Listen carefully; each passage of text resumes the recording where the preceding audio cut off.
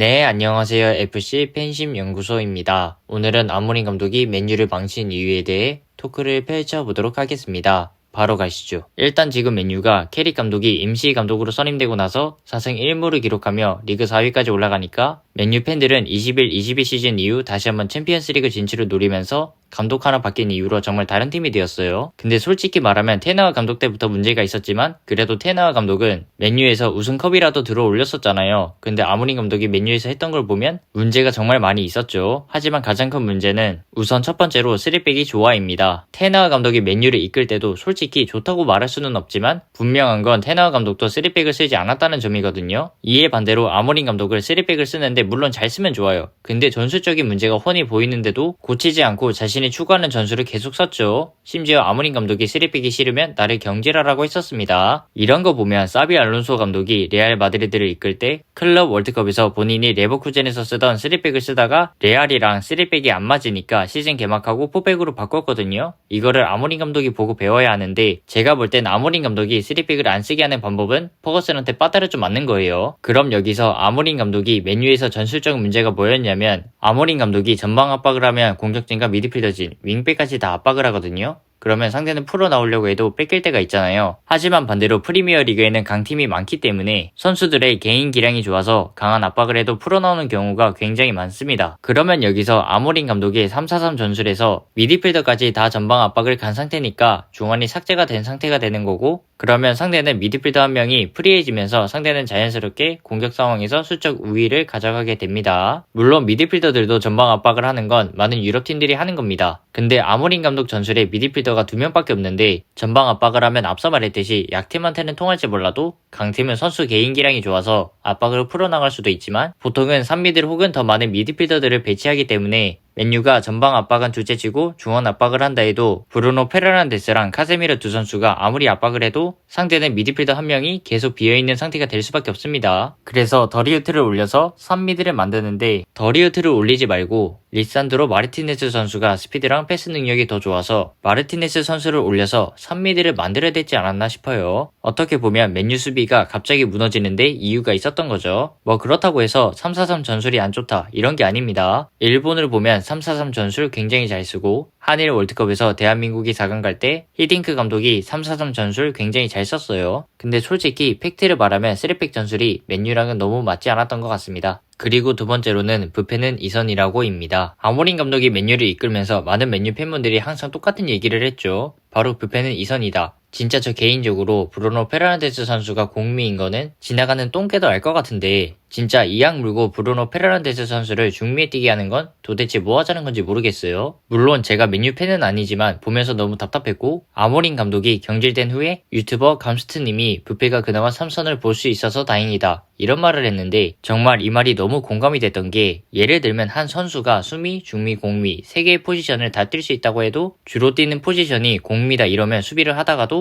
공격하던 버릇이 있어가지고 올라가 버립니다. 근데 브루노 페르난데스를 보면 자신의 주 포지션인 공미가 아닌데도 너무나 잘 뛰어줬던 게 히트맵을 보시면 부페가 3선에서 뛸 때는 여기저기 다 뛰어다녔어요. 한마디로 브루노 페르난데스는 항상 최선을 다했던 거죠. 하지만 반대로 최근 브루노 페르난데스 선수의 히트맵을 보시면 확실히 공격 지역에서 많은 플레이를 한 걸 알 수 있습니다. 좀 쉽게 말하면 팀에서 핵심 선수가 자신이 제일 잘하는 위치에서 볼을 만지니까 팀이 살아났다고 보시면 됩니다. 그리고 세 번째로는 자신의 선수들 장점도 모르냐입니다. 아모린 감독뿐 아니라 테너와 감독 때도 항상 들었던 생각이 선수들 장점을 몰라도 너무 모른다 이런 생각이 들었어요. 왜냐면 맨유에서 부진했던 안토니, 호일륜, 맥토비니 이런 선수들이 맨유를 나가자마자 부활을 하는 거 보고 많은 분들이 탈명 효과다 이렇게 말을 하죠. 물론 저도 그렇게 생각을 했었는데 최근에 캐릭 감독이 오고 나서 이런 생각이 들었어요. 얼마나 자신의 선수들의 장점을 몰랐으면 맨유를 떠나자마자 부활을 할까 싶더라고요. 보시면 맥토미니는 맨유에서 나의 장점을 전혀 알지 못했다 이런 말을 했어요. 그리고 또 안토니는 맨유를 탈출하고 나서 내가 맨유에서 얼마나 힘들었는지 가족만 안다고 했어요. 그래도 맨유에서 당연히 골을 넣어야 하는 상황에서 못 넣어가지고 유튜버 감스트님 혈압 오르게 하는 거 보면 너무 심하다 싶긴 했어요. 이 외에도 레시포드는 맨유에서 잘하긴 했지만 맨유를 떠나도 잘하고 있어요. 근데 지금은 부상입니다. 또 가르나초는 맨유에서 아모린 감독이 널 영입할 팀이 있길 기도하라고 했대요. 아무리 그래도 자신의 선수한테 그렇게 말하면 안 되죠. 근데 맨유에서 했던 걸 보면 감스트님이 혈압 올라가서 응급실 안 간 게 다행이에요. 그리고 지금 가라나초는 첼시로 가서 잘 성장하고 있더라고요. 근데 저는 특히 앞서 말했던 부패는 이선이다. 이 점이 제일 선수의 장점은 몰라도 너무 몰랐던 게 아닌가 싶습니다. 이렇게 전체적으로 보면 테너어 감독과 아모린 감독이 맨유에서 한 짓들을 보면 캐릭 감독이 초반에는 정리가 좀 필요할 거고 일정도 정말 어려웠는데 하루 만에 맹구에서 맨유로 바꿔놓는 거 보면 진작에 아모린 감독을 경질했어야 됐습니다. 퍼거슨을 보세요. 아모린 감독 때는 그렇게 웃는 걸 상상할 수가 없었는데 맨체스터 더비 때 그렇게 웃잖아요. 근데 저는 개인적으로 제일 궁금한 건 캐릭 감독이 맨유를 어디까지 올려놓을지 너무 궁금해요. 굳이 예상은 하지 않을게요. 틀릴 확률 100%입니다. 네, 그럼 오늘 영상 여기서 마치도록 하고요. 오늘도 제 영상 시청하시느라 정말 고생하셨고 저는 앞으로 더 좋은 축구 주제를 팬심으로서 재미있는 분석과 토크를 위해 노력하도록 하겠습니다.